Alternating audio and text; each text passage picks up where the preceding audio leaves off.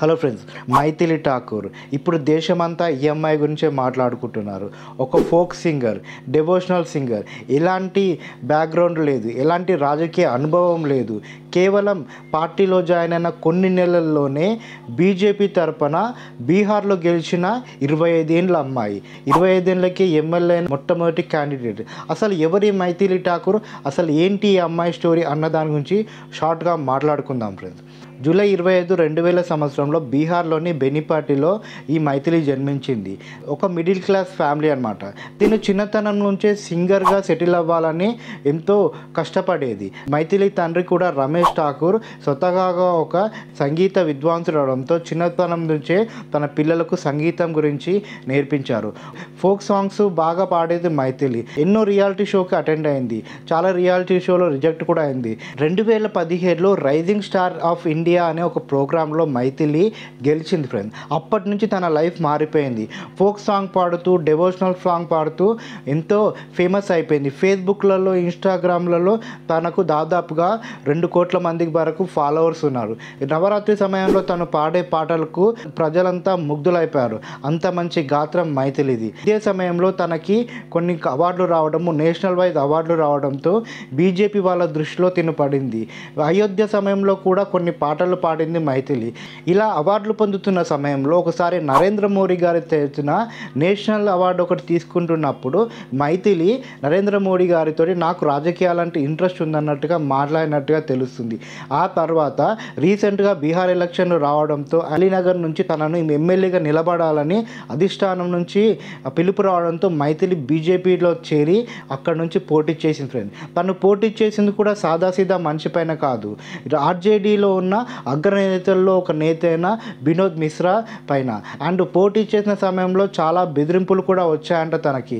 నువ్వు కనుక పోటీలో నిలబడితే చంపేస్తామని కూడా వార్నింగ్లు ఇచ్చారంట. మీకు తెలుసు కదా బీహార్ అంటే ఎలా ఉంటుందో. అక్కడ నార్మల్ మనుషులకి స్వేచ్ఛ ఉండదు, నార్మల్ మనుషులు బ్రతకడం కష్టం. అలాంటి చోట ఒక అమ్మాయి, ఎలాంటి రాజకీయ అనుభవం లేదు, ఎలాంటి బ్యాక్గ్రౌండ్ లేదు, స్వతహాగా తనకు తానుగా పెరిగిన అమ్మాయి రాజకీయాల్లో నిలవడము నిజంగా ఒక సాహసమైన చెప్పాలి. కేవలం 25 ఏళ్ళు ఈ అమ్మాయి ఏం గెలుస్తుందిలే అనుకున్నారు చాలామంది. కానీ రిజల్ట్స్ వచ్చాక దాదాపుగా 11,000 మెజార్టీతో వినోద్ మిశ్రా పైన ఈ అమ్మాయి గెలిచి సంచలనంగా మారింది. నిజంగా ఇదొక గొప్ప విజయం అనే చెప్పాలి. ఈ అమ్మాయి తన ప్రచారంలో ఒకటే మాట చెప్పింది, నేను మీకు సేవ చేయడానికి వచ్చాను, మీ అభివృద్ధి నాకు ముఖ్యము, మన సంస్కృతిని, మన కల్చర్ని కాపాడుకోవడమే నా ముఖ్య ఉద్దేశం, నేను ప్రతి ఒక్కరికి సేవ చేయడానికే వచ్చాను, అలీనగర్ని ఎంతగానో అభివృద్ధి చేయడానికి వచ్చాను, యువత గవర్నమెంట్ జాబ్స్ కోసం వెయిట్ చేయకుండా స్వతహాగా తమ కాళ్ళపై తాము నిలబడడానికి ఆలోచించాలన్నట్టుగా ప్రచారం చేసింది. ఈ ప్రచారం సమయంలో కొన్ని ట్రోల్స్ కూడా వచ్చాయనుకోండి. ఆ ట్రోల్స్ ఏంటంటే అలీనగర్ పేరుని సీతానగర్గా మారుస్తా అని చెప్పడము, పేర్లు మారుస్తే కరెక్ట్ కాదని చాలామంది ట్రోల్ చేశారు. అంతేకాకుండా ఒక ఇంటర్వ్యూలో మీరు డెవలప్మెంట్ ఎలా చేస్తారో దానికి సంబంధించిన బ్లూ ప్రింట్ ఏందన్నప్పుడు తను అది బ్లూ ప్రింట్ అంటారేంటి, ఇది చాలా నీచమైన మాట, ఇలాంటి విషయాల గురించి మనం పబ్లిక్లో ఎలా మాట్లాడతామంటూ మాట్లాడింది. దీనిపైన చాలా ట్రోల్స్ వచ్చాయి. కానీ ఒక యంగ్ ఎమ్మెల్యే ఇలా నిల్చున్నప్పుడు ఇలాంటి సాధారణమే. కానీ తను ఎక్కడ నిరుత్సాహం చెందకుండా ప్రజలతో మమేకమైంది. ముఖ్యంగా మహిళలతో తను ఎంతగానో కలిసిపోయింది.